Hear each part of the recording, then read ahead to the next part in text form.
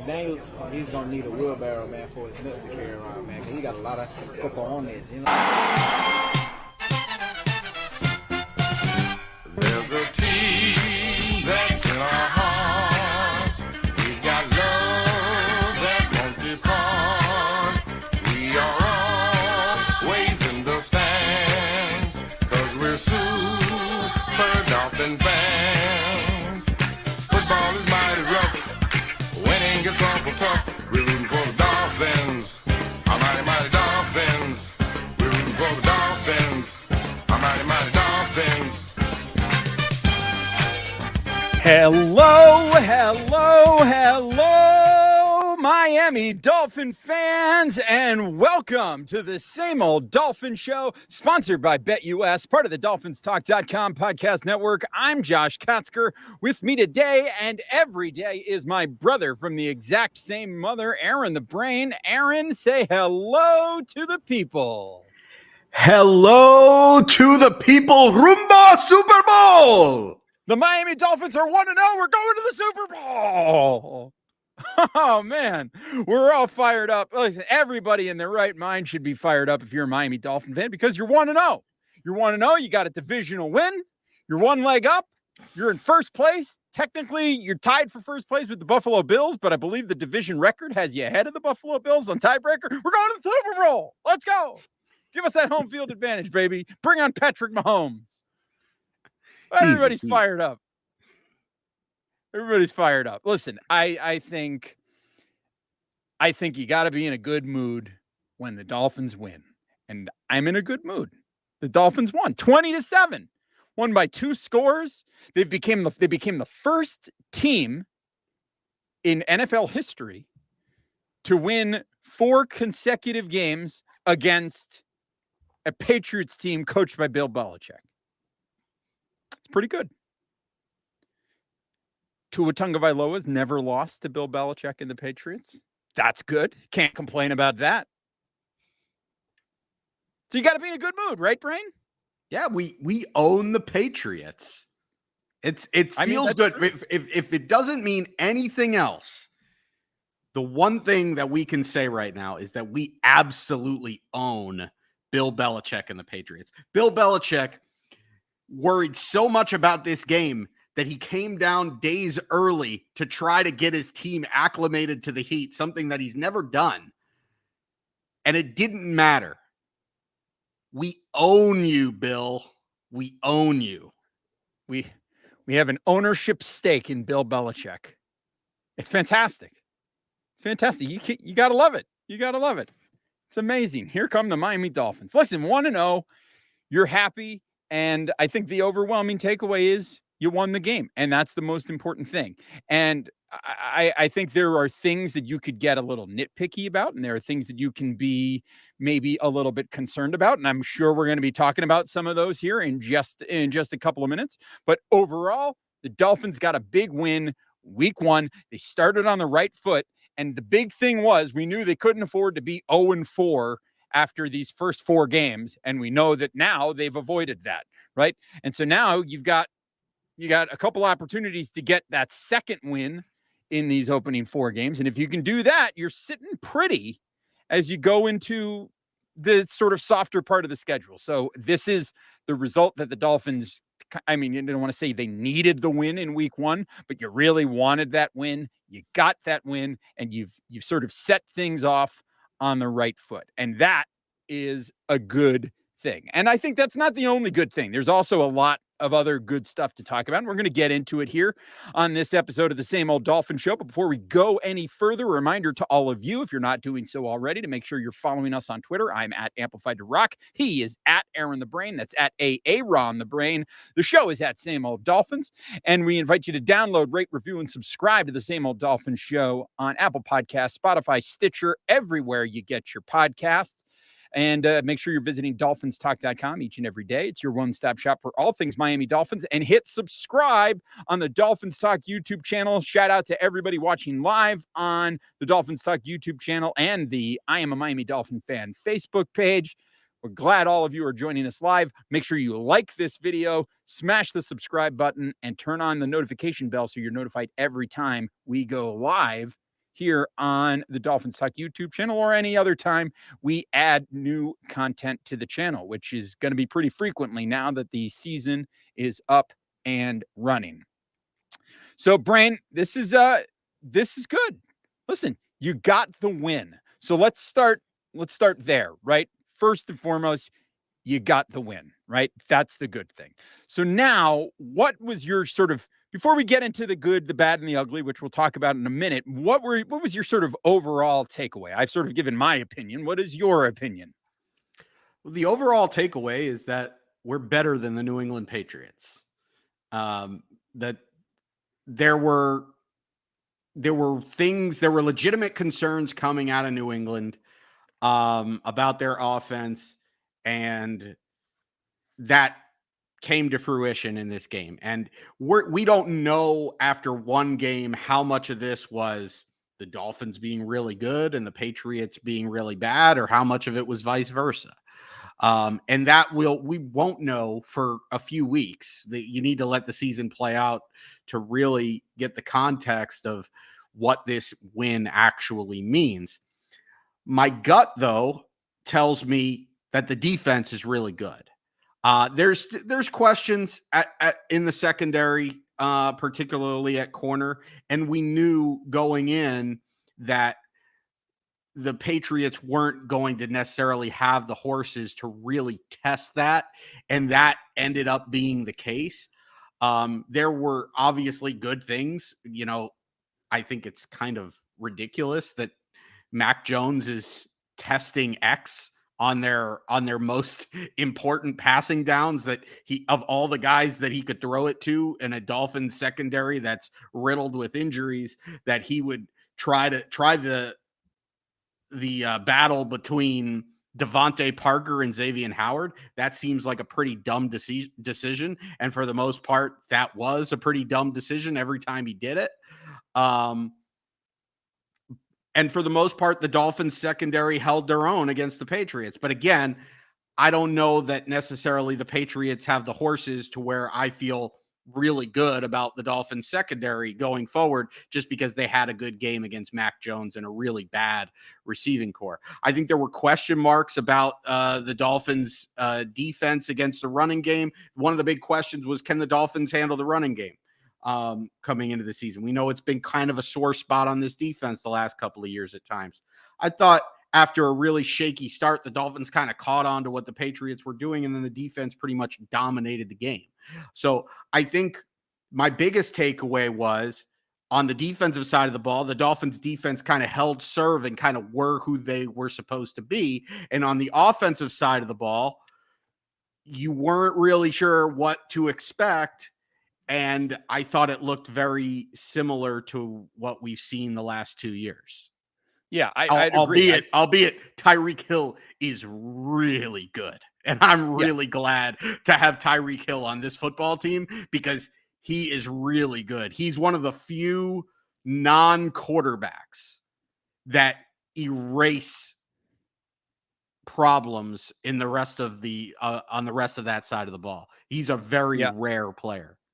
Yeah, he absolutely injected some speed and energy and excitement into the offense that it was sorely lacking last season. And, you know, and that aspect of it is really good. But I think really the big takeaway is, you look at this game and you saw the exact same formula that you've seen for the last 2 years when this team was winning games. The formula was, the defense does a really good job and maybe even scores, and the Dolphins offense, you know, kind of just does just enough. They don't do anything awful to give the game away. Now, there were a couple passes there in the fourth quarter where you almost couldn't say that, but I mean, for the most part, you know, the Dolphins did what they had to do. So it was a lot of looking very familiar, I think, on both sides of the ball at the end of the day. I mean, you could see, I should say, while the result ended up being a lot more familiar, I think you could absolutely see what Mike McDaniel is cooking up. The execution wasn't always there by the Dolphins offense, but you could see him playing the matchups. You could see him deceiving the defense. You could see a lot of that. And that was really exciting. And I think it's going to continue to be exciting as this offense has a bit more time to play all together in games and has the opportunity to gel. And as this season goes on, theoretically, that's all going to start cooking and it's going to be a lot more impressive, right? The Dolphins still really kind of struggled to run the ball effectively. It was there in a couple of moments, but for the most part, 23 carries, 65 yards, average of 2.8 yards a carry is a very familiar song and dance for the Miami Dolphins when it comes to the run game. But, theoretically, as time goes on, that is going to improve for the Miami Dolphins. And if that happens, look out. You could see how it's going to look when it all starts clicking. It's just not all clicking quite yet. And I think there are a number of reasons for that. And we can chat about that a little bit. But again, the overall takeaway is the Dolphins won. They won 20-7. The offense wasn't particularly inspiring this game, but fact is the Dolphins wasn't particularly inspiring and you still won 20-7. So that is really good. So with there being a lot of room for improvement and the team still being 1-0, you'll take that every single time. So we're going to get into the good, the bad, and the ugly of this game in just a minute. But before we do that, everybody needs to head over to trueclassic.com. That's right, trueclassic.com. True Classic Tees are a sponsor of the Same Old Dolphin Show and everything here on the DolphinsTalk.com podcast network. If you head over to trueclassic.com, use the promo code DolphinsTalk, you can get 25% off. They're excellent t-shirts. These t-shirts are made for you guys. They are the perfect fit. Even if you've got a little bit of a dad bod, you got a little bit of a gut, they're going to fit you nice up top, and they're going to be a little bit more loose fitting around the belly. They're gonna be a flattering look for you, fellas. So I recommend them. Ladies, if you're looking for a nice gift for your guy, it's a great gift. Guys, if you're looking for a great gift for another guy, it's a great thing to do. Head over to trueclassic.com. Use the promo code Dolphins Talk, save 25% off of your order. There's also a 30-day money back guarantee. So you should take advantage of that, and you get free shipping if you spend over $100. And I think you might want to do that because they've got chinos, they've got shorts, they've got undergarments, sweatshirts, hoodies, all kinds of great things over there at True Classic. So head over to trueclassic.com, use the promo code Dolphins Talk, and save 25% on some really excellent t-shirts. Brain, let's get into it. The good, the bad, and the ugly. And I think here we should start with the bad, and we'll start with the bad and the ugly, and then we'll close out on the good, because I people on this show accuse us of being negative and hypercritical. And I saw somebody say something to me like, "Oh my gosh, the Dolphins won a game," and you're still complaining. I'm like, I'm not pointing out things that are shortcomings is not complaining, right?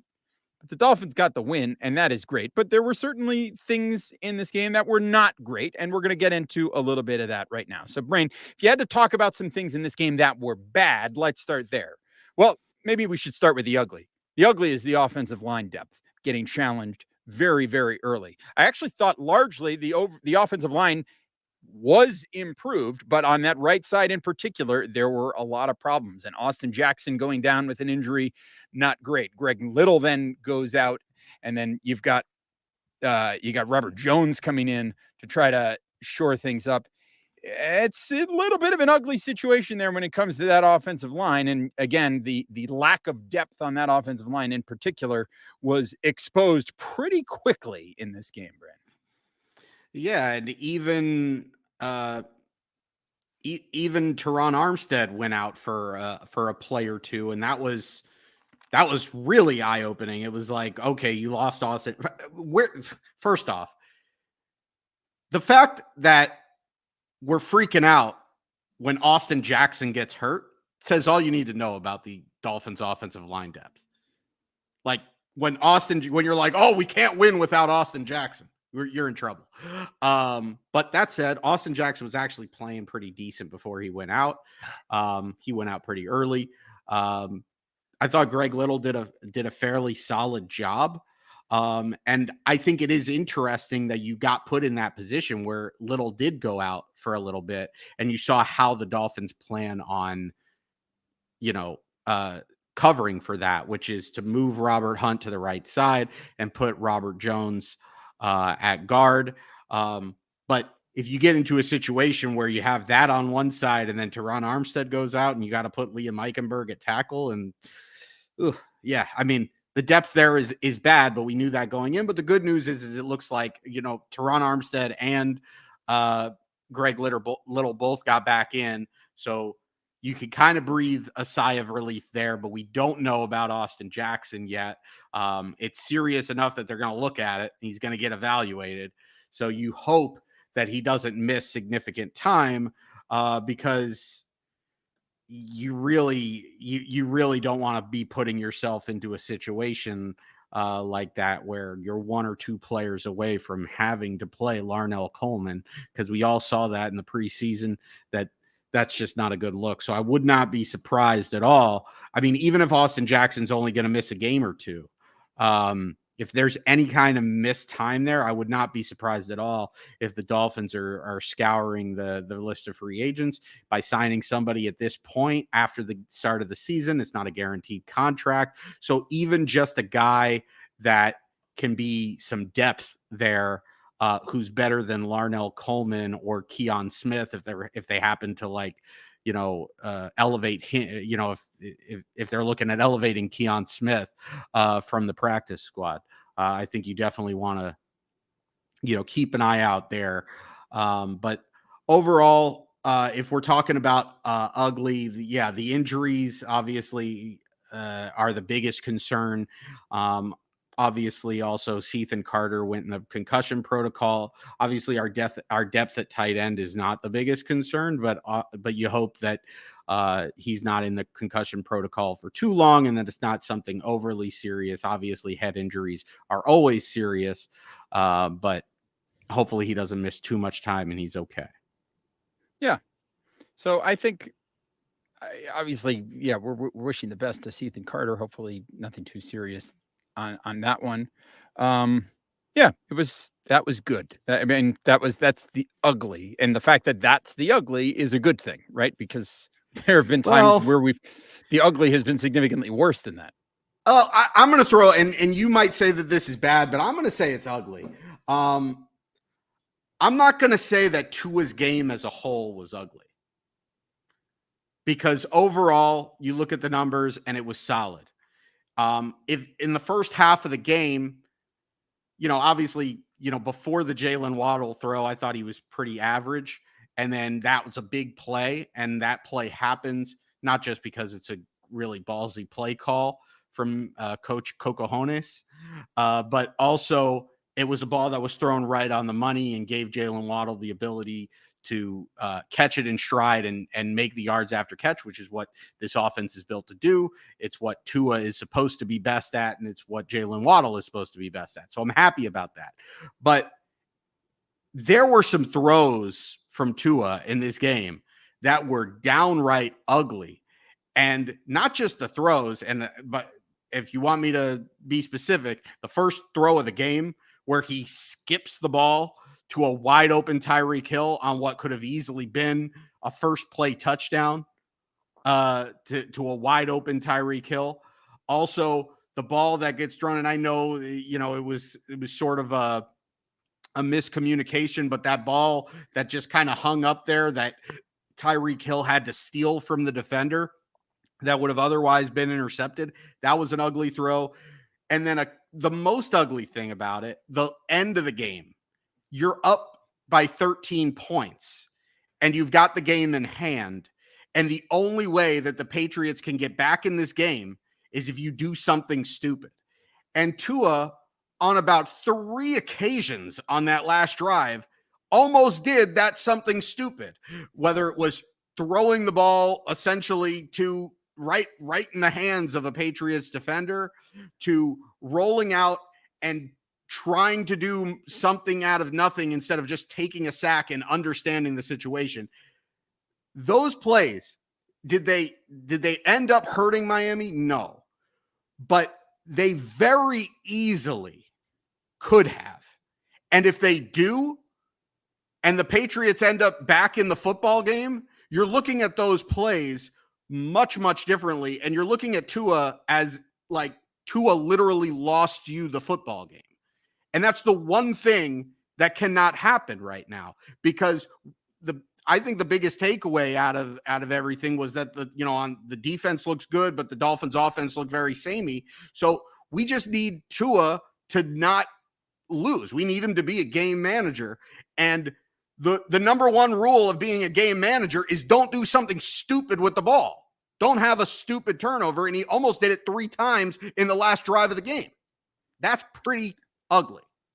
Yeah, no, I think that's totally fair assessment. I would agree that I think I see quite a few people in the comments saying this as well. I would say it was an average game for Tua. I think if you were going to give him a grade on the day, what would you give him?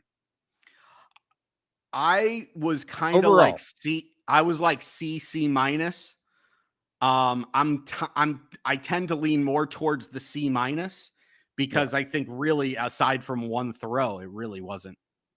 I think there were more negative plays from Tua than there were positive plays, to be perfectly honest.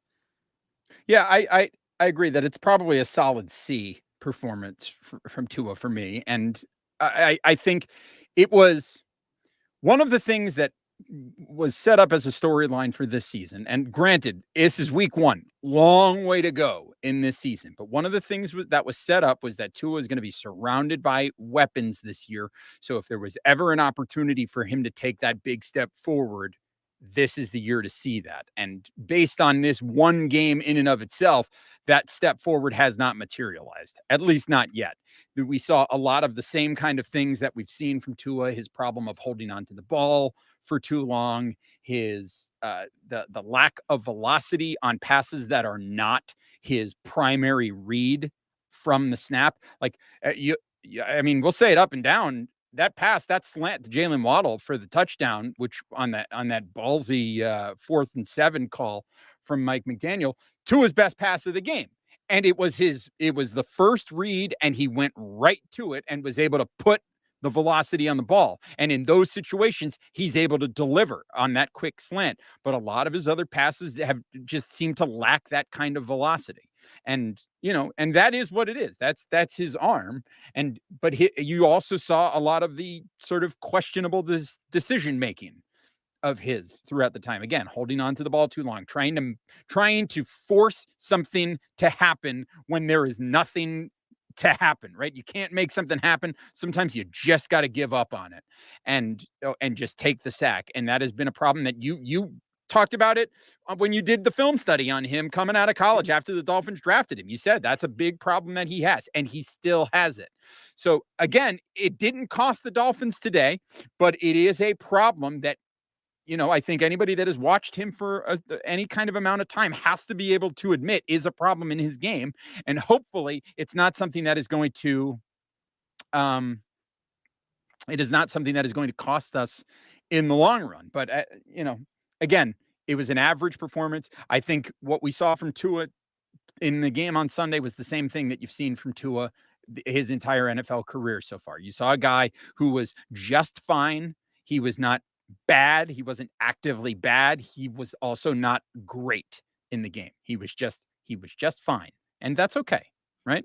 That's okay.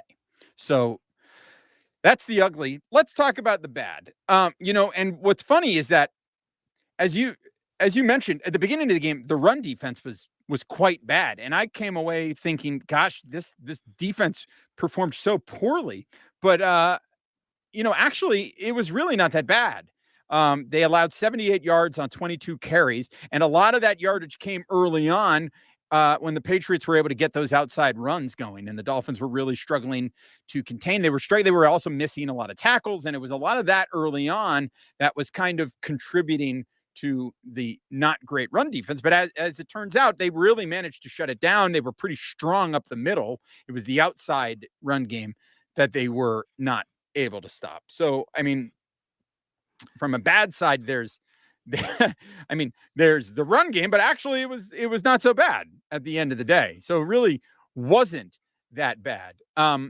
What is more of a concern is the Dolphins still having this inability to run the ball. And maybe it's possible that things are going to change, and they're going to, as this offensive line plays together a bit more in game situations, things will change and they'll be able to start opening things up. But it's a little bit concerning that other than you can see the ideas, you can see what McDaniel is trying to do with this offense, you can see it in place. The fact that they weren't able to execute it, it's a little troubling.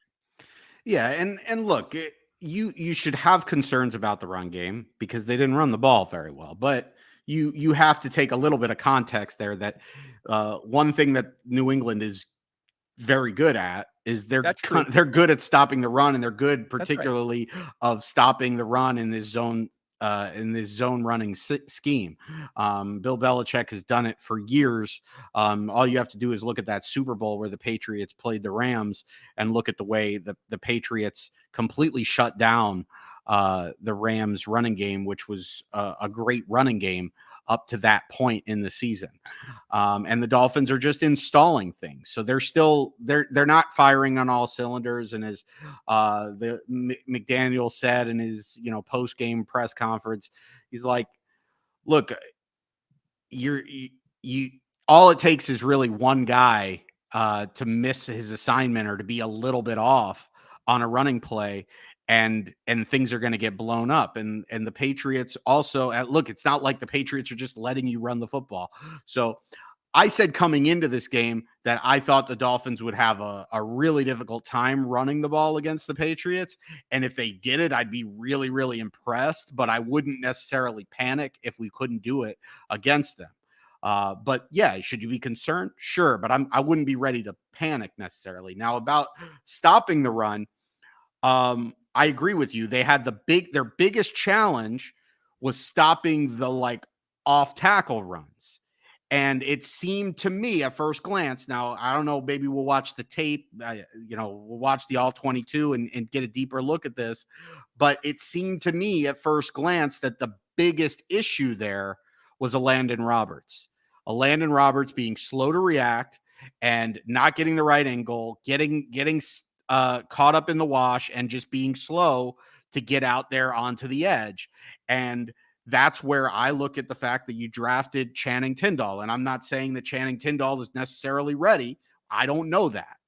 But the hope is that at some point Channing Tindall is ready, because that's literally what he was drafted for, to be the replacement for a Landon Roberts so that he can run sideline to sideline so that we can stop plays just like that, because that is exactly the weakness of a Landon Roberts, aside from him not being good in coverage either. He just lacks that lateral sideline to sideline speed that you need in a linebacker when you're only playing two linebackers on the field. What other bads do you have there, Brain? Other bads? Well, I don't know. And there's not a ton. Yeah, the only other thing that I kind of wanted to say was Mike Gesicki, but I don't know how much of it is Mike Gesicki and how much of it is, the way the game just kind of played out. But I think my bad as far as Mike Gesicki is not necessarily about an indictment on Mike Gesicki. It's an indictment on Chris Greer and this idea that we needed to franchise tag Mike Gesicki and then hardly use him. Well, I think Mike Gesicki was being used as a decoy a lot in this game, and he was coming onto the field, and every time he would line up, it seemed as though the Patriots were going into some sort of dime defense, and then the Dolphins were sort of taking advantage of that, running the ball on the outside. And again, that's part of the Mike McDaniel. That's part of the Mike McDaniel offense. And I know what you're thinking. You're thinking you're paying this guy $12 million to be a decoy on the offense, right? That's exactly what you're paying him to do. Yeah. That's a waste of money. It's a pretty expensive decoy. But, we could use Cedric Wilson for a decoy. He makes like $4 million less.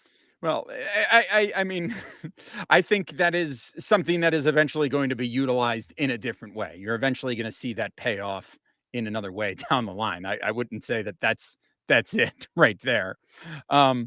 So, that is what it is. But that does make me transition to the goods. And one of the goods that I have for this game, what a performance from Durham Smythe in this game as a blocker. There were a couple of times watching the game live where I said out loud as I was watching this game to myself, mind you, in my house as I was in a cloud recovering from my booster shot that I got over the weekend on Saturday. I was living in a cloud on Sunday watching this game, but there were a couple times where I said out loud, Durham Smythe on the line. Durham Smythe. What a performance. And you can see why he's going to be, and I don't, you know what? I haven't seen the snap counts yet, but it wouldn't surprise me if he outsnapped Gesicki extensively. I've got that up right now. Let's see here. Tight end. Mike Gesicki, 25 snaps. God, that's freaking brutal. He played less than half this. You're paying this guy. He's not even you're not even paying him to be a decoy. He's a straight up backup. They had 60 offensive snaps and he played 25 snaps. Durham Smythe, 38 snaps. That's your starting tight end. Yep. And he outsnapped all of the other tight ends. Gesicki had 25 snaps. Ingold was in there for 22. I liked seeing Ingold get involved in the offense there. Hunter Long had 12 snaps in this game, and Sethan Carter got hurt pretty early on. So, no surprise that he did not factor in very much. But I really liked as much as we saw of Durham Smythe. I thought he had a very good game here today. Fantastic. Let's see. What are some of the other goods in this game? Well, how about this? First of all, this defense overall, very solid performance. The secondary, excellent. And the big thing is, here's another one. Noah Igbenogany inactive for this game. Meanwhile, the guys who played, Kader Kohu, Keon Crossan, both making significant, meaningful contributions in this game. You had Kohu making a couple of nice pass breakups, and you had Crossan making a nice play on special teams. It was like, this is really good. We don't even need Noah Igbenogany. What is he even doing on this team? So he's your insurance for Kader Kohu. Yeah, that's right. He's Kohu insurance, I guess. Something. If you had to guess, who was the Dolphins' highest graded player in this game, according to Pro Football Focus's player grades? On either side of the ball? On either side of the ball. I'm going to say Zach Sealer. At 91.2, that was the PFF grade. The Dolphins' highest graded player in this game, Kader Kohu, undrafted free agent from Texas A&M Commerce. Kohu season. That's fantastic. Yeah. I mean, granted, he only played 18 snaps, but look, I mean, he was out there with the game on the line, made two of the biggest plays in the game. Obviously, Melvin Ingram, obviously huge game. One of the biggest plays of the game. Brandon Jones had a great game. Considering the fact that Eric Rowe was out, Brandon Jones had a lot on his plate. Brandon Jones needed to be the box safety, needed to be in charge of handling those linebackers.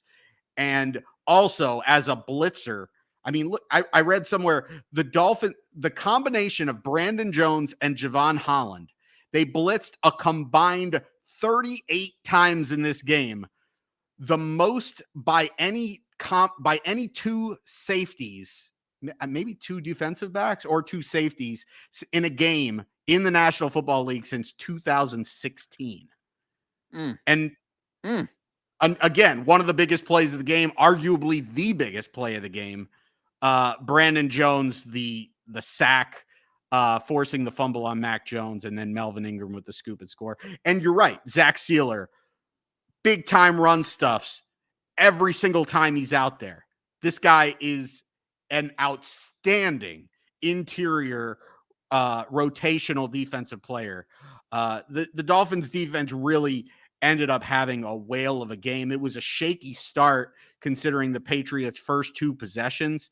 They were moving the ball pretty easily. Obviously, you did have the turnover, and X did get away with a pass interference, but star players get away with that kind of thing here and there. But overall, you can't really, there's not much bad to say about anything on the defensive side of the ball, except for maybe a Landon Roberts. And I'll say this, Nick Needham, although I love Nick Needham and he does what he does and he fills a valuable role for this team, especially considering the injuries that we've had in the secondary. I would be a little bit concerned there because I saw Nick Needham getting beat quite a bit in this game when he was in man coverage, and it was just a matter of Mac Jones not really hitting his guy. But if I'm watching this game and it's next week, I mean, if it's any week and Byron Jones isn't playing, hell, even if Byron Jones is playing, I don't know how you look at the Dolphins and you say, we're going to throw at X. You throw the opposite side of the field. And that happens to be Nick Needham. Yeah. I mean, the Dolphins, I think, certainly missed Eric Rowe a little bit during this game. But, I mean, then again, how much did they miss him? They gave up 7 points. But, you know. Well, that's what I'm saying is that you're lucky that you were playing the Patriots. Yes. Next week, I think, is a slightly harder challenge for the secondary. Yep. Different challenge for the front seven, or, you know, for the linebackers and the defensive line and having to deal with Lamar Jackson. But different challenge next week. And then things get significantly more difficult when you have to play Buffalo and Cincinnati without Byron Jones back there. Yeah. And those are going to be fascinating matchups coming up for the Dolphins. And we will talk about those as we get a little bit closer to them. But let's talk about some of the other good things from this victory. Obviously, you touched on it at the beginning, Tyreek Hill, what an impact player he is. And clearly there's a connection there between Tua and Hill. Listen, if it's a choice between Tyreek Hill being on some other team or being on your team, you're going to take him on your team when it comes to strictly football action. And I think we saw that on full display on Sunday. He's a lot of fun to watch when he's wearing your uniform. But the Tua to Waddle connection was there as well. We didn't see it a lot at the beginning, but as the game wore on, you started to see a bit more of it. And then you got that ballsy 4th and 7 call to get from Tua to Waddle for the touchdown there late in the first half. What did you think of that call, by the way? Because it was a really funny moment where Adam Archuleta was talking about it on the broadcast that he really did not like the call, and then instantly the Dolphins turned it into a touchdown. Now, in his defense, and trust me, there are many things in the world I would rather do than defend Adam Archuleta, but the fact that the Dolphins turned that into a touchdown doesn't impact whether or not it was a good decision to go for it, right? That's playing the result. You can't play the result. You have to play the decision. Is the decision a good one, right? That's the old poker thing. You get your money in good, or you get your money in, because you're tilting, right? So, I mean, there's three ways that you can go there. You can punt, which is the most conservative thing that you can do. Right. You can try for a field goal.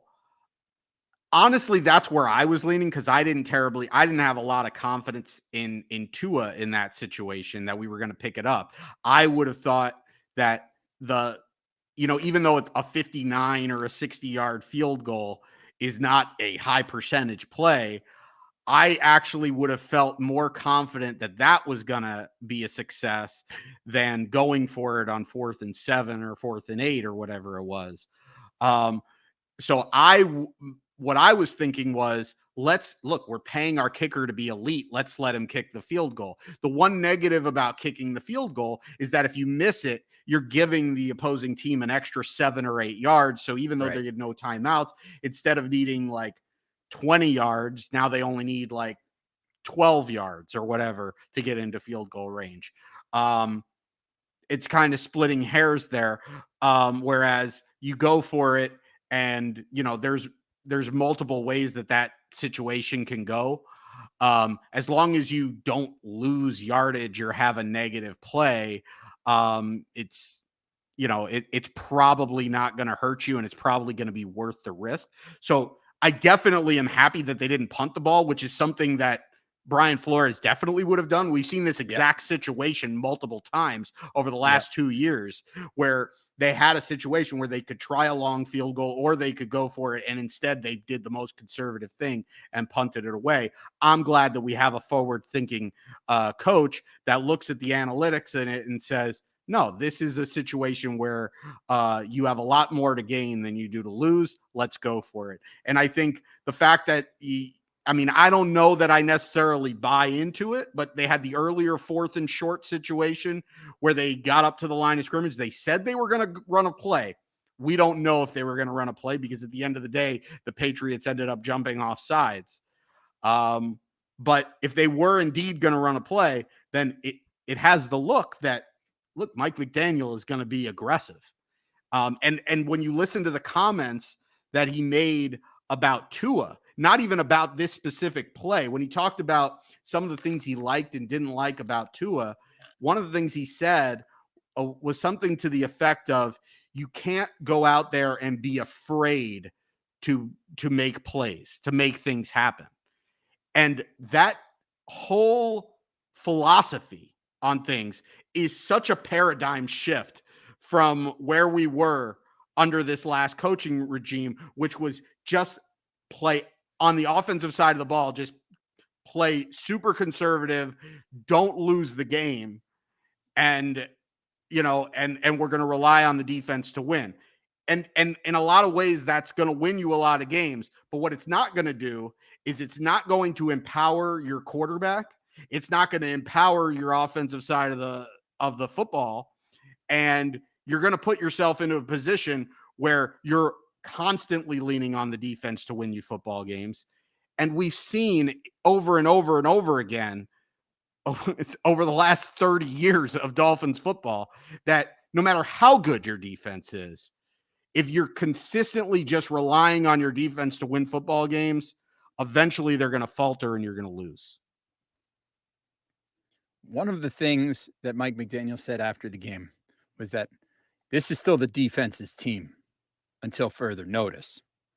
And I think that's acknowledging both that the defense played really, really well in this game and that the offense still left quite a bit to be desired at the end of the day.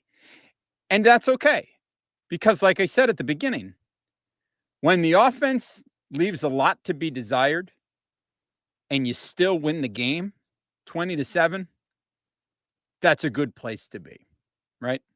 So I think this was another example of the Dolphins winning a game perfectly for their fan base, because everybody who is just bought in and drinking the Kool-Aid has plenty of wonderful things to talk about. And there was a lot of evidence to back up their theory of the case. And then you have the Dolphin fans who are maybe a bit more cynical, maybe a bit more, well, I don't know. I prove it to me. I've got a lot of questions. They still have those same questions after this game. I think the biggest, and again, it's week 1. And I say this all the time in the National Football League, it's one game. It is a very small sample size. So we cannot jump to big conclusions, right? The Dolphins defense performed really well, but they performed really well against the Patriots team that all we've heard for the last month is what a train wreck their offense has been in training camp and in the preseason. So before we crown the Dolphins defense as still being really, really good, let's see how they perform over these next 3 weeks against teams with much more high octane offenses. And then we can sort of step back and go, okay, if the Dolphins defense holds up after that, then you can really go, okay, now we've got something here, right? Because we're going to see this Dolphins team tested over the next 3 weeks. That we always knew that was going to be the case. This first month of the season was going to be a gauntlet for the Dolphins to have to navigate.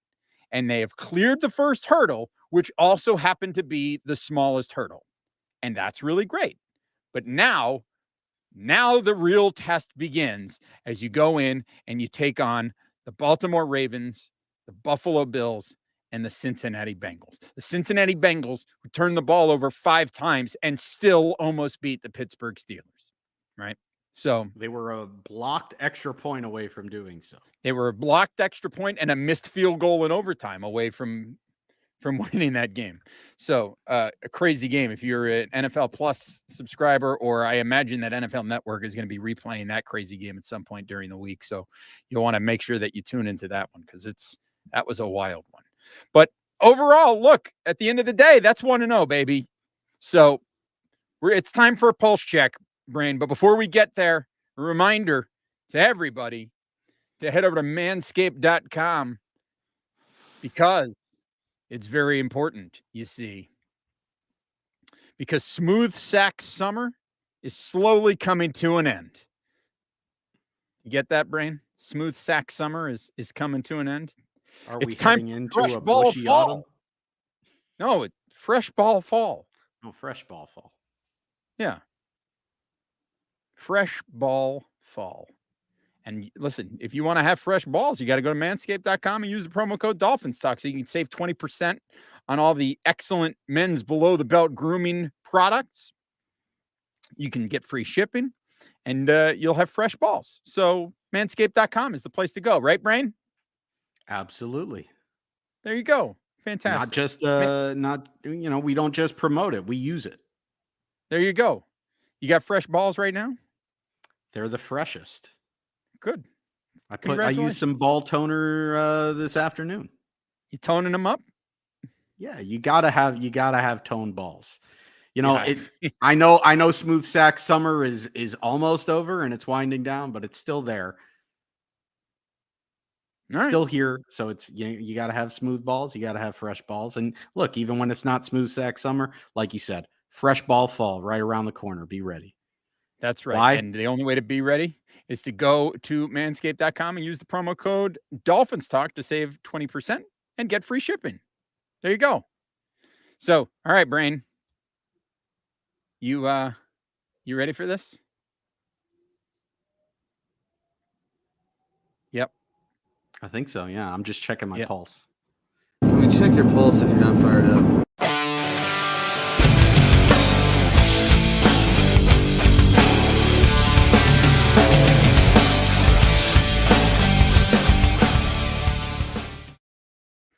That's right. It is time for another Dolphins Talk pulse check. And those of you that are in the comments, we want your pulse check as well. Give us one word to describe how you are feeling about the Miami Dolphins right now. And we encourage all of you listening in podcast form or watching live on YouTube and the I Am a Miami Dolphins Fan Facebook page to send us an email, dtpulsecheck@gmail.com, and let us know how you feel about the Miami Dolphins right now. Send us a 30 to 45-second video or voice note.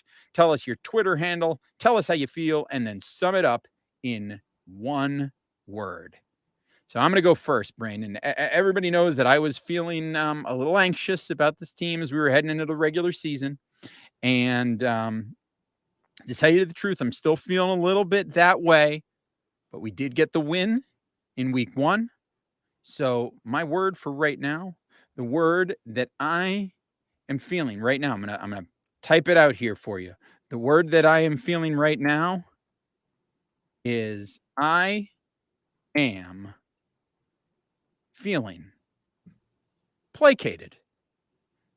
I feel placated by that win in week 1 against the New England Patriots. They did just enough. They got the win. That's nice. The defense was strong, so I'm happy about that. But I don't know that I'm fully satisfied, but I'm placated. I'm good for now. So there we go.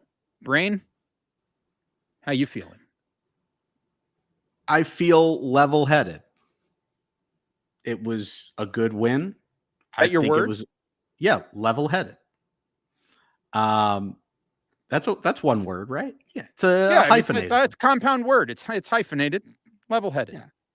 Yeah. So, look, I feel good about the win. I think look, if they lost that game, I'd feel panicked, or desperate. But now I feel level-headed because they got a much-needed win. They have a path now to really having a successful season.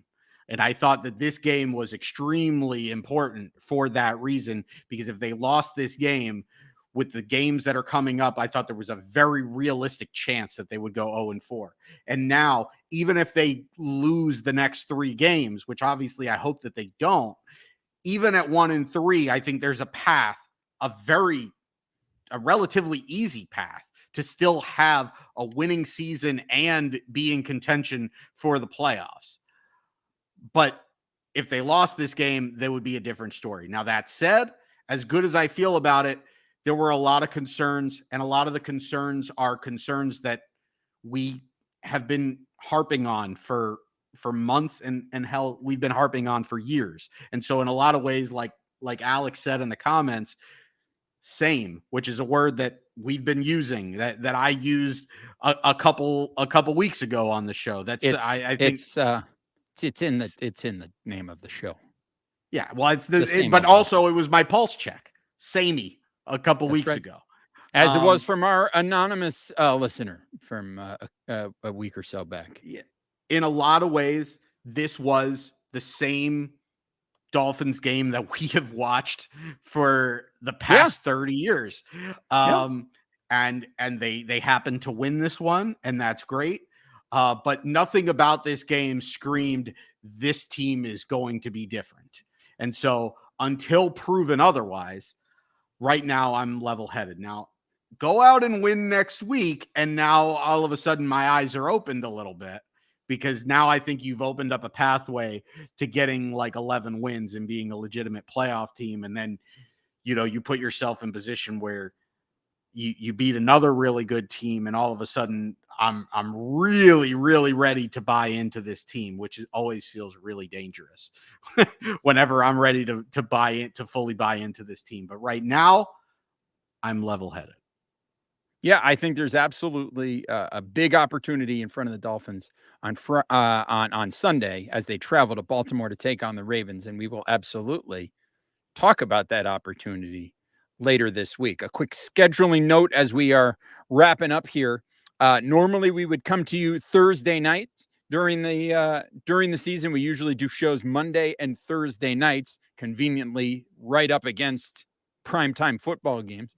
But this week we've got a scheduling conflict. So for the second straight week, we'll be going live on Friday to preview Sunday's game, although it's going to be a little bit early. We did a late night show last Friday to preview the Patriots game. This Friday, it's going to be regular prime time.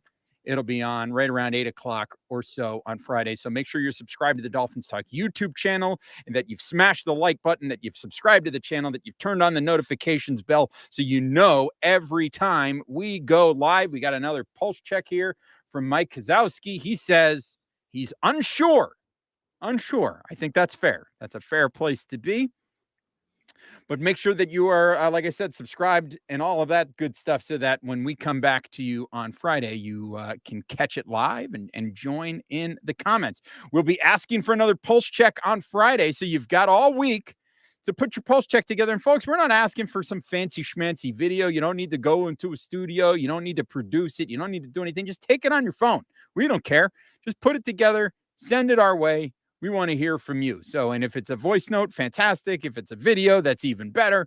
But send them in, dtpulsecheck@gmail.com, so that we can get your pulse checks on the air here on the Same Old Dolphin Show. Brain, any last words here as we wrap it up after this 20-7 Week 1 victory for the Miami Dolphins? No, I'm going to enjoy this. I like that.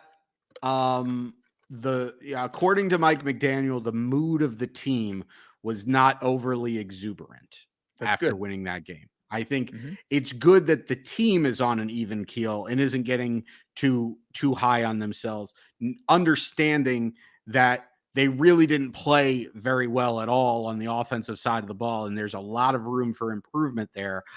I like the fact that they're feeling grounded, because they're going to need to play a lot better just to win this week against Baltimore. So first impression of Mike McDaniel as a head coach in his first NFL regular season game. I like his, how aggressive he is. I like his demeanor. And I like the way the team is responding so far. But that's where we're at. It's just one game. Not going to overreact or say too much other than that. But so far, so good. So far, so good is exactly right. And, I'm sure there's going to be adversity coming for this team, for this head coach somewhere down the road, but it's not there yet. And that's okay. I think right now we can all be happy with how things are going. And one more time, let's hear from our good friend, our good close personal friend, Tyreek Hill. Man, like, hey, man, McDaniel's, he's gonna need a wheelbarrow, man, for his nuts to carry around, man. 'Cause he got a lot of cocoa on this, you know what I'm saying? So, does he call by him? Yeah. Thanks, Reek. We like it. I mean, that is just going to be one of those sound clips that we're going to be playing over and over again. Every time there's a big call, coming back to that wheelbarrow comment. It's good stuff. All right, Brain. I think that's it. We're going to get out of here. Thank you, as always, for listening to the Same Old Dolphin Show. Make sure you download, rate, review, and subscribe to the show on Apple Podcasts, Spotify, Stitcher, everywhere that you get your podcasts. We appreciate it very much. And, we'll be back Friday with another live show right here on the Dolphins Talk YouTube channel and, of course, on the dolphinstalk.com podcast network. So until then, take care of yourselves and each other. And as always, go Dolphins! Cocojones.